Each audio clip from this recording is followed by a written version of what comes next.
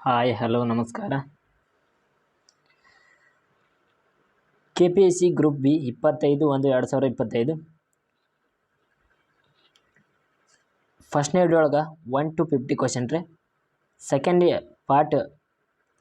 ಒಳಗೆ 51ರಿಂದ 100 ಕ್ವಶನ್ ರೀ. 51ನೇ ಕ್ವಶನ್ ನೋಡಿ ಬರ್ರಿ. LG ಹಾವನೂರವರಿಗೆ ಸಂಬಂಧಿಸಿದಂತೆ ಯಾವ ಹೇಳಿಕೆ ತಪ್ಪಾಗಿದೆ? ಮೂರನೇದು ನೋಡ್ರಿ. ಸಿ ಮಾತ್ರ ದಕ್ಷಿಣ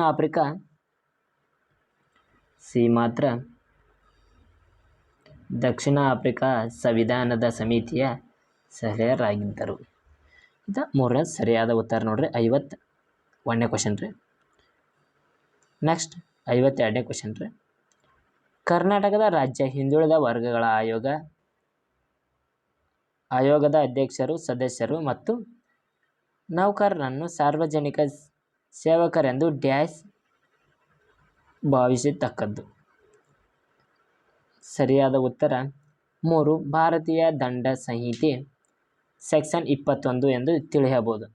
ಮೂರ ಆನ್ಸರ್ ಇದು ಸರಿಯಾದ ನೋಡ್ರಿ. 53 ಜಾತಿ ಪ್ರಮಾಣಪತ್ರ ಮತ್ತು ಆದಾಯ ಮತ್ತು ಜಾತಿ ಪ್ರಮಾಣಪತ್ರ ಪರಿಶೀಲನಾ ಸಮಿತಿಯು ಅದು ಸೂಕ್ತವೆಂದು ಭಾವಿಸುವ ವಿಚಾರಣೆಯನ್ನು ನಡೆಸಿದ ನಂತರ ಅರ್ಜಿ ಸಲ್ಲಿಸಿದ ದಿನಾಂಕ ಡ್ಯಾಶ್ ದಿನಗಳ ಒಳಗೆ ನಿಗದಿ ನಮೂನೆಯನ್ನು ಸಿಂಧುತ್ವ ಪ್ರಮಾಣಪತ್ರವನ್ನು ನೀಡಬಹುದು ಅಥವಾ ಅರ್ಜಿಯನ್ನು ತಿರಸ್ಕರಿಸಬಹುದು. ಅಂದ್ರೆ 30 ದಿನಗಳ ಒಳಗಾಗಿ ನೋಡ್ರಿ ಫ್ರೆಂಡ್ಸ್. 1ನೇ ಆನ್ಸರ್ ಸರಿಯಾದ ನೀಡಬಹುದು. 54ನೇ ಕ್ವಶನ್. ಯಾವುದೇ ಜಾತಿ, ಜನಾಂಗ ಅಥವಾ ಬುಡಕಟ್ಟು, ಅನುಸೂಚಿತ ಜಾತಿ ಮತ್ತು ಅನುಸೂಚಿತ ಪಂಗಡದ ಪಟ್ಟಿಗೆ ಸೇರಿಸಲು ಅಥವಾ ಪಟ್ಟಿಯಿಂದ ತೆಗೆದುಹಾಕಲು ಮತ್ತು ಯಾವುದೇ ಜಾತಿ ಮತ್ತು ಜನಾಂಗ, ಬುಡಕಟ್ಟನ್ನೊಳಗೊಂಡಿದ್ದ ಭಾಗ ಅಥವಾ ಸಮೂಹವನ್ನಾಗಿಸಲು ಯಾರಿಗೆ ಅಧಿಕಾರವಿರುತ್ತದೆ ಅಂದರೆ 4 ಭಾರತದ ರಾಷ್ಟ್ರಪತಿಗಳಿಗೆ. 4ನೇದು ಸರಿಯಾದ ಉತ್ತರ ಆಯ್ತು ನೋಡ್ರಿ. ನೆಕ್ಸ್ಟ್ 55ನೇ ಕ್ವಶನ್ ರೀ. PUC ಪದವಿ ಮತ್ತು ಸ್ನಾತಕೋತ್ತರ ಪದವಿಯನ್ನು 90%ಕ್ಕಿಂತ ಹೆಚ್ಚು ಅಂಕಗಳನ್ನು ಗಳಿಸುವ ಮೂಲಕ ಉನ್ನತ ಶಿಕ್ಷಣವನ್ನು ಮುಂದುವರಿಸಲು ಹಿಂದುಳಿದ ವರ್ಗಗಳ ವಿದ್ಯಾರ್ಥಿಗಳನ್ನು ಪ್ರೋತ್ಸಾಹಿಸಲು ನೀಡಲಾಗುವ ಪ್ರಶಸ್ತಿ ಯಾವುದಂದ್ರೆ second one D Devaraja Arasu ಪ್ರತಿಭಾ ಪುರಸ್ಕಾರ. 2ನೇ ಆನ್ಸರ್ ಸರಿಯಾಗಿದೆ. ನೆಕ್ಸ್ಟ್ ಕ್ವಶನ್ 56 ಸ್ವ ಉದ್ಯೋಗ ಕೈಗೊಳ್ಳಲು ಬ್ಯಾಂಕ್ ಮೂಲಕ ಸಾಲ ಯೋಜನೆಗಳನ್ನು ಹಿಂದುಳಿದ ವರ್ಗಗಳ ಇಲಾಖೆಯಡಿಯಲ್ಲಿ ಯಾವ ನಿಗಮದ ಅನುಷ್ಠಾನಗೊಳಿಸಲಾಗಿದೆ? ಅಂದ್ರೆ 1 ಮತ್ತು 2 ಇಲ್ಲಿ ಕರ್ನಾಟಕ ಒಕ್ಕಲಿಗ ಸಮುದಾಯ ಅಭಿವೃದ್ಧಿ ನಿಗಮ. Second one D Devaraja Urs ಹಿಂದುಳಿದ ವರ್ಗಗಳ ಅಭಿವೃದ್ಧಿ. 2 ಇದನ್ನ ಹಾಕಂದ್ರೆ 3 ಸರಿಯಾದ ಉತ್ತರ ನೋಡ್ರಿ. 3 ಸರಿಯಾದ ಉತ್ತರ. ನೆಕ್ಸ್ಟ್ 57ನೇ ಕ್ವಶನ್. ಜೀವಜಲ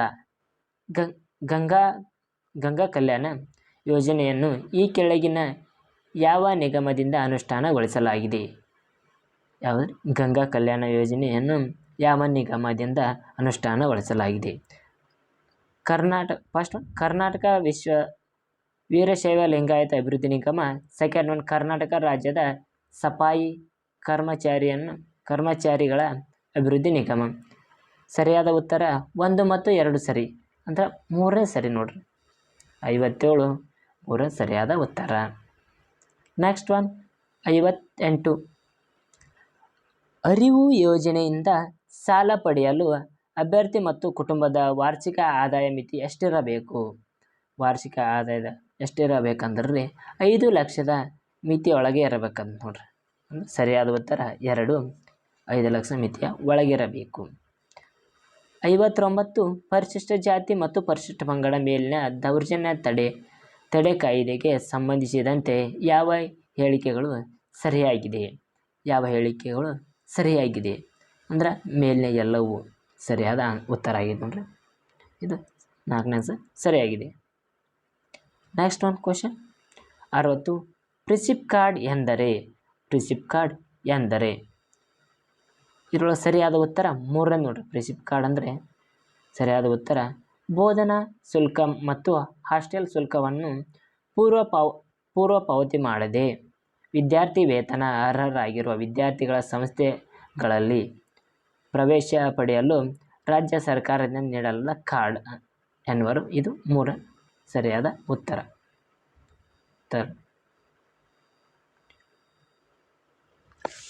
61 ಹಿಂದುಳಿದ ವರ್ಗಗಳ ವಿದ್ಯಾರ್ಥಿಗಳಿಗೆ ವಿದ್ಯಾರ್ಥಿ ವೇತನ ವ್ಯಾಪ್ತಿ. ಸರಿಯಾದ ಉತ್ತರ ಮೇಲಿನ ಎರಡು ಸರಿಯಾಕ ನೋಡ್ರಿ. ಭಾರತದಲ್ಲಿ ಕೈಗೊಳ್ಳುವ ಅಧ್ಯಯನಗಳಿಗೆ ಮಾತ್ರ ಲಭ್ಯವಿರುವ ಮತ್ತು ಅರ್ಜಿದಾರರಿಗೆ ಸಂಬಂಧಿಸಿರುವ ರಾಜ್ಯ ಮತ್ತು ಕೇಂದ್ರಾಡಳಿತ ಪ್ರದೇಶ ಸರ್ಕಾರದಿಂದ ನೀಡಲಾಗುತ್ತದೆ.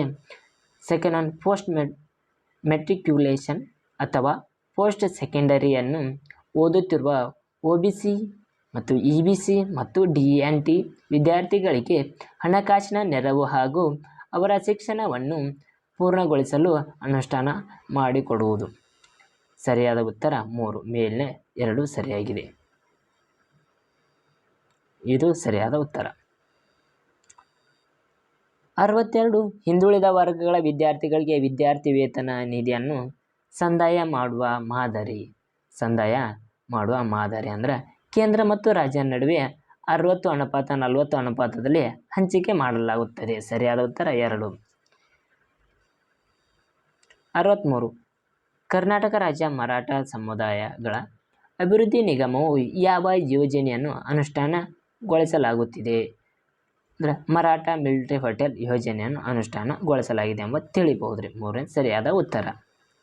64 ಈ ಕೆಳಗಿನ ನಿಗಮಗಳಲ್ಲಿ ಯಾವ ನಿಗಮವು ಹಿಂದುಳಿದ ವರ್ಗಗಳ ಕಲ್ಯಾಣ ಇಲಾಖೆಯ ಸಚಿವಾಲಯಕ್ಕೆ ಸೇರಿರುವುದಿಲ್ಲ?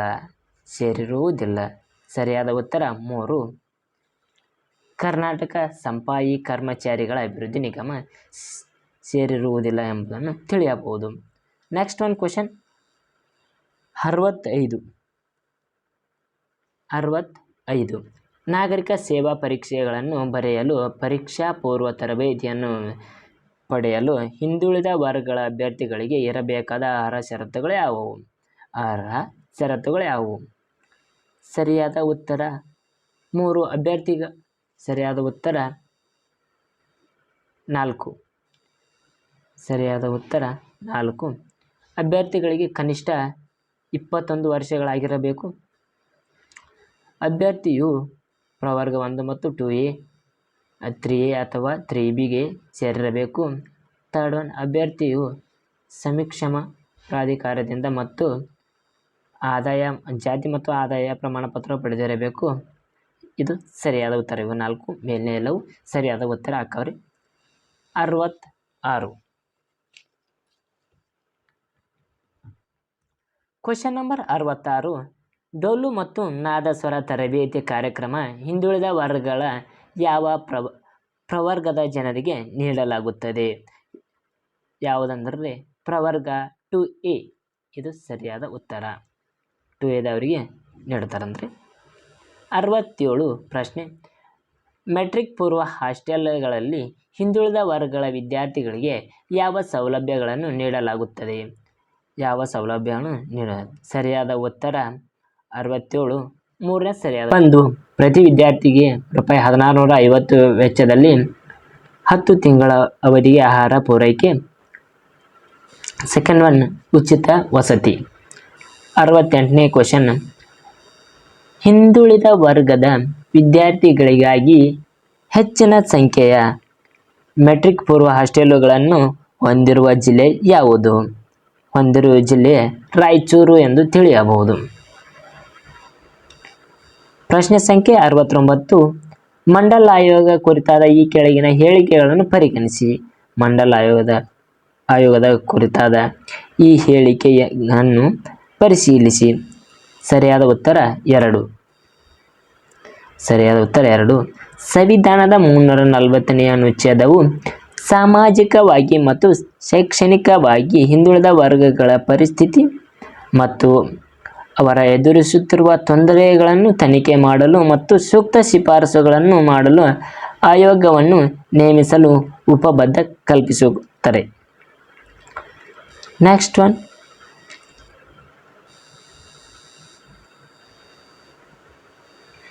ಎಪ್ಪತ್ತು, ಕರ್ನಾಟಕ 399 ಹಿಂದುಳಿದ ಜಾತಿಗಳು ಮತ್ತು ಮೀಸಲಾತಿಗೆ ಅರ್ಹವೆಂದು ಯಾವ ಆಯೋಗ ಶಿಫಾರಸು ಮಾಡಿದೆ? ಸರಿಯಾದ ಉತ್ತರ ಫಸ್ಟ್ ಒನ್, ಹಾವನ್ನೂರು ಆಯೋಗ ಎಂದು ತಿಳಿಯಬಹುದು. ಪ್ರಶ್ನೆ ಸಂಖ್ಯೆ 71, ನಾರಿ ಶಕ್ತಿ ವಂದನಾ ಅಧಿನಿಯಮ 2023 ಕುರಿತಾದ ಈ ಕೆಳಗಿನ ಹೇಳಿಕೆಗಳನ್ನು ಪರಿಗಣಿಸಿ. ಸರಿಯಾದ ಉತ್ತರ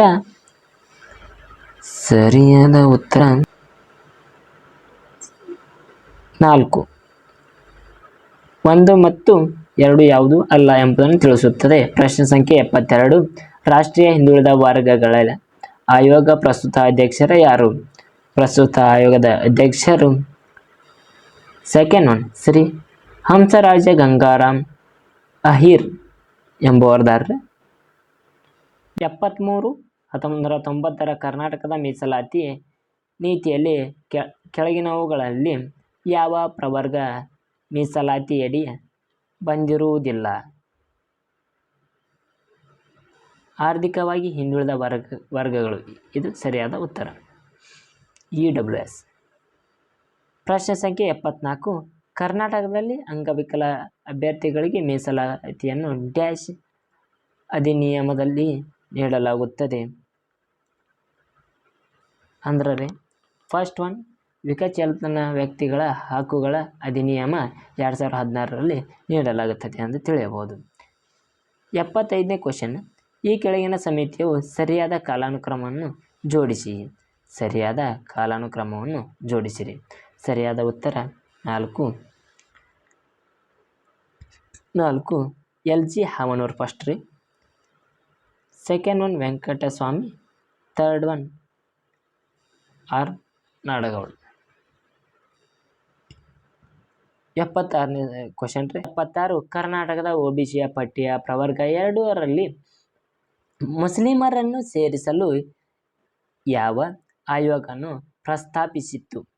ಯಾವ ಆಯೋಗ ಅಂದರೆ ಫಸ್ಟ್ ಒನ್, ನ್ಯಾಯಮೂರ್ತಿ ನಾಗಮೋಹನ್ ದಾಸ್. ಫಸ್ಟ್ ಒನ್, ನ್ಯಾಯಮೂರ್ತಿ ನಾಗಮೋಹನ್ ದಾಸ್ ಅವರು. 77, ಆರ್ಥಿಕವಾಗಿ ದುರ್ಬಲ ವರ್ಗಗಳಿಗೆ ಮೀಸಲಾತಿಯನ್ನು ಯಾವ ಆಯೋಗದ ವರದಿಯ ಆಧಾರದ ಮೇಲೆ ಶಿಫಾರಸನ್ನು ಮಾಡಲಾಗಿದೆ? ಥರ್ಡ್ ಒನ್, ಸರಿಯಾದ ಉತ್ತರ 3, ಸಿನ್ಹೋ ಆಯೋಗ. ನೆಕ್ಸ್ಟ್ ಕ್ವಶನ್ 78, 2019 103ನೇ ಸಾಂವಿಧಾನಿಕ ತಿದ್ದುಪಡಿ ಅಧಿನಿಯಮ ಭಾರತದ ಸಂವಿಧಾನಕ್ಕೆ ಯಾವ ಅನುಚ್ಛೇದಗಳನ್ನು ಸೇರಿಸಿದೆ? ಸರಿಯಾದ ಉತ್ತರ 2, ಅನುಚ್ಛೇದ 15, 6 ಮತ್ತು 16. ಇದು ಸರಿಯಾದ ಉತ್ತರ. 79, ಜನಹಿತ ಅಭಿಯಾನ ವರ್ಸಸ್ ಯೂನಿಯನ್ ಆಫ್ ಇಂಡಿಯಾ 2026ರ ಪ್ರಕರಣವು ಈ ಕೆಳಗಿನ ಯಾವ ಸಮಸ್ಯೆಗೆ ಸಂಬಂಧಿಸಿದೆ? ಆರ್ಥಿಕ ದುರ್ಬಲ ವರ್ಗಗಳಿಗೆ ಮೀಸಲಾತಿಯನ್ನು ಸಂಬಂಧಿಸಿದೆ ಎಂದು ತಿಳಿಯಬಹುದು. ಮೂರನೇ ಮಲ್ಟಿಪಲ್ ಚಾಯ್ಸ್ ಸರಿಯಾಗಿದೆ ಎಂಬುದನ್ನು ತಿಳಿಯಬಹುದು. 80ನೇ ಕ್ವಶನ್, ಕರ್ನಾಟಕದ ರಾಜ್ಯ ಹಿಂದುಳಿದ ವರ್ಗಗಳ ಆಯೋಗದ ಅಧ್ಯಕ್ಷರಿಗೆ ಸಂಬಂಧಿಸಿದಂತೆ ಈ ಕೆಳಗಿನ ಹೇಳಿಕೆಗಳನ್ನು ಪರಿಗಣಿಸಿರಿ. ಸರಿಯಾದ ಉತ್ತರ 1, ಕರ್ನಾಟಕ ರಾಜ್ಯ ಹಿಂದುಳಿದ ವರ್ಗಗಳ ಆಯೋಗ ಅಧ್ಯಕ್ಷರು ಅಧಿಕಾರದ ಅವಧಿಯು ಅವರ ಅಧಿಕಾರ ವಹಿಸಿಕೊಂಡ ದಿನಾಂಕದಿಂದ 3 ವರ್ಷಗಳವರೆಗೆ ಇರುತ್ತದೆ. ಸರಿಯಾದ ಉತ್ತರ 1 ಮಾತ್ರ. ನೆಕ್ಸ್ಟ್ ಕ್ವಶನ್ 81, ಕರ್ನಾಟಕ ರಾಜ್ಯ ಹಿಂದುಳಿದ ವರ್ಗಗಳ ಆಯೋಗ ಅಧಿನಿಯಮ 1995ರ ಯಾವ ಪ್ರಕರಣ ಅಡಿಯಲ್ಲಿ ಆಯೋಗದ ಕಾರ್ಯಕ್ರಮಗಳನ್ನು ವಿವರಿಸಲಾಗಿದೆ? ಅಂದರೆ ಪ್ರಕರಣ 7 ಎಂಬುದನ್ನು ತಿಳಿಯಬಹುದು. ಸೆಕೆಂಡ್. ಅದನಂತರ 82ನೇ ಕ್ವಶನ್, ಯಾವ ಸಂದರ್ಭಗಳಲ್ಲಿ ರಾಜ್ಯ ಸರ್ಕಾರವು ಕರ್ನಾಟಕ ರಾಜ್ಯ ಹಿಂದುಳಿದ ವರ್ಗಗಳ ಆಯೋಗದ ಅಧ್ಯಕ್ಷರು ಅಥವಾ ಸದಸ್ಯರನ್ನು ಅಧಿಕಾರದಿಂದ ತೆಗೆದು ಹಾಕಬಹುದು? ಎ ಸರಿಯಾದ ಉತ್ತರ, ಅವರು ಬಿಡುಗಡೆ ಮಾಡದ ದಿವಾಳಿಗಳಾಗಿದ್ದರೆ.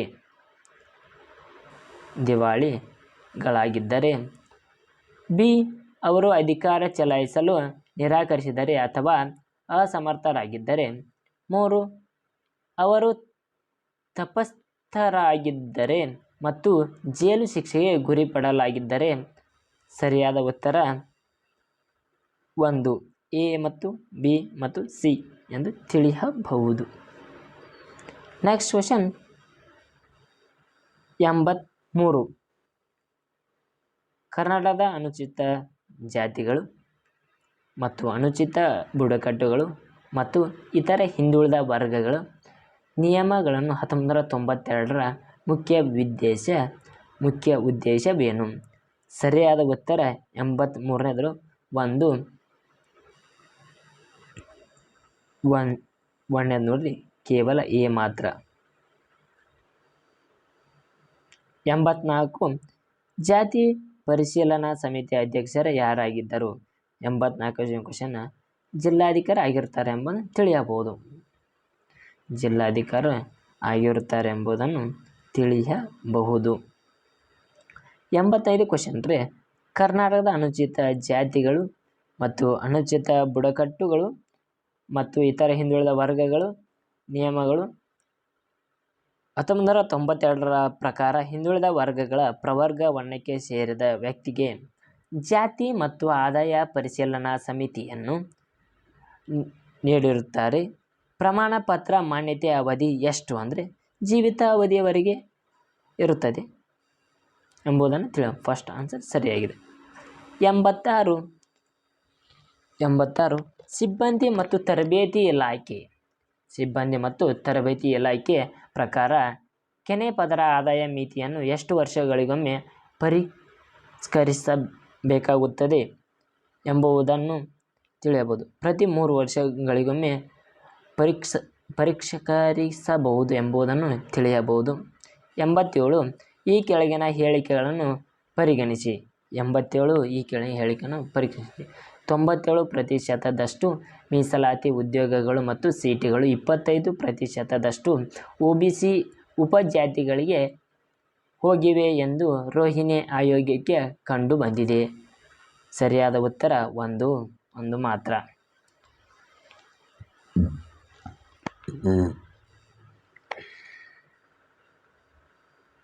ನೆಕ್ಸ್ಟ್ ಕ್ವಶನ್ 88 ಇಂದ್ರಸಾಹಿ ತೀರ್ಪಿನ ನಂತರ ಕೆನೆ ಪದರವನ್ನು ನಿರ್ಧರಿಸಲು ಮಾನದಂಡವನ್ನು ನಿಗದಿಪಡಿಸುವ ಜವಾಬ್ದಾರಿಯುತ ತಜ್ಞರು ಸಮಿತಿಯ ಅಧ್ಯಕ್ಷರು ಯಾರಾಗಿದ್ದರು?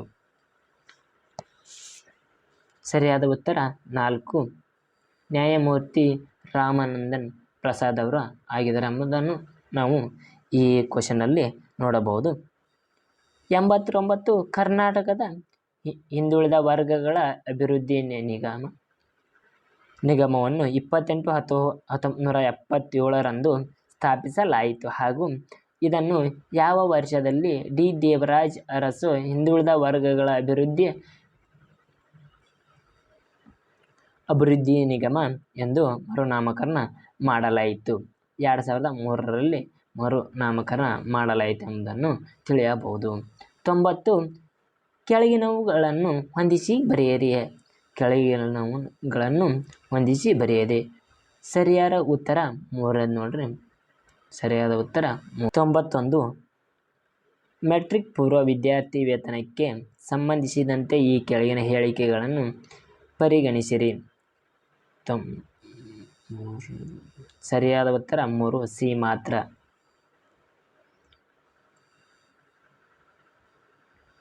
92 ಹಿಂದುಳಿದ ವರ್ಗಗಳ ಕಲ್ಯಾಣ ಇಲಾಖೆಯಿಂದ ಮೆಟ್ರಿಕ್ ನಂತರ ಎಷ್ಟು ಹಾಸ್ಟೆಲ್ಗಳನ್ನು ನಡೆಸಲಾಗುತ್ತಿದೆ? 2. 1068 ಎಂಬುದನ್ನು ತಿಳಿಯಬಹುದು. ಸರಿಯಾದ ಉತ್ತರ 2. ನೆಕ್ಸ್ಟ್ ಒನ್ 93ನೇ ಕ್ವಶನ್ ರೀ. ವಿದೇಶ ವಿದ್ಯಾವಿಕಾಸಕ್ಕೆ ಸಂಬಂಧಿಸಿದಂತೆ ಈ ಕೆಳಗಿನ ಹೇಳಿಕೆಗಳನ್ನು ಪರಿಗಣಿಸಿರಿ. ಸರಿಯಾದ ಉತ್ತರ 3, 1 ಮತ್ತು 2 ಸರಿಯಾಗಿವೆ. ಈ ಯೋಜನೆಯಡಿಯ ವೀರಶೈವ ಲಿಂಗಾಯತ ಸಮುದಾಯ ವಿದ್ಯಾರ್ಥಿಗಳಿಗೆ ವಿದೇಶದಲ್ಲಿ ಉನ್ನತ ಶಿಕ್ಷಣಕ್ಕಾಗಿ ಶಿಕ್ಷಣ ಸಾಲ ಸೌಲಭ್ಯವನ್ನು ಒದಗಿಸಲಾಗುತ್ತದೆ. ಸೆಕೆಂಡ್ ಒನ್, ಫಲಾನುಭವಿಯು ಕೋರ್ಸ್ ಮುಗಿದ 1 ವರ್ಷದ ನಂತರ ಅಥವಾ 3 ವರ್ಷದ ಅಥವಾ 36 ತಿಂಗಳುಗಳಲ್ಲಿ ಉದ್ಯೋಗವನ್ನು ಪಡೆದುಕೊಂಡು 6 ತಿಂಗಳ ನಂತರ ಸಾಲವನ್ನು ಮರುಪಾವತಿಸಬೇಕೆಂಬುದನ್ನು ತಿಳಿಯಾಗಿದೆ. ಆದ್ದರಿಂದ ಸರಿಯಾದ ಉತ್ತರ 3, 1 ಮತ್ತು 2 ಎಂಬುದನ್ನು ಈ ಪ್ರಶ್ನೆಯಲ್ಲಿ ತಿಳಿಸಲಾಗಿದೆ. Next one 94. ವೀರಶೈವ ಲಿಂಗಾಯತ ಸಮುದಾಯದ ವಿದ್ಯಾರ್ಥಿಗಳಿಗೆ ಶಿಕ್ಷಣ ಸಾಲ ಸೌಲಭ್ಯವನ್ನು ಒದಗಿಸುವ ಯೋಜನೆ ಹೆಸರು 1. ಬಸವ ಬೆಳಕು. ಸರಿಯಾದ ಉತ್ತರ. 95. 1992ರಲ್ಲಿ ಸರ್ವೋಚ್ಚ ನ್ಯಾಯಾಲಯ ಮೀಸಲಾತಿಯ ಪ್ರಮಾಣ ಎಷ್ಟು ಮೀರಬಾರದೆಂದು ತೀರ್ಪು ನೀಡಿದೆ? 50% ಮೀರಬಾರದೆಂದು ತೀರ್ಪು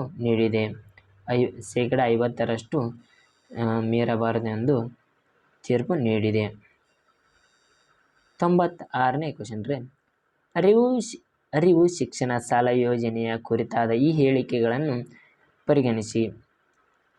96 ಸರಿಯಾದ ಉತ್ತರ 2 ಮಾತ್ರ. ವಾರ್ಷಿಕ ಬಡ್ಡಿ ದರ 2% ಇರ್ತೈತೆ ನೋಡ್ರಿ. ಸರಿಯಾದ ಉತ್ತರ. 97 ಗಂಗಾ ಕಲ್ಯಾಣ ನೀರಾವರಿ ಯೋಜನೆಯಡಿಯಲ್ಲಿ ಸಮುದಾಯ ನೀರಾವರಿಯ ಕುರಿತು ಈ ಕೆಳಗಿನ ಹೇಳಿಕೆಗಳನ್ನು ಪರಿಗಣಿಸಿರಿ. ಸರಿಯಾದ ಉತ್ತರ 1 ಮಾತ್ರ.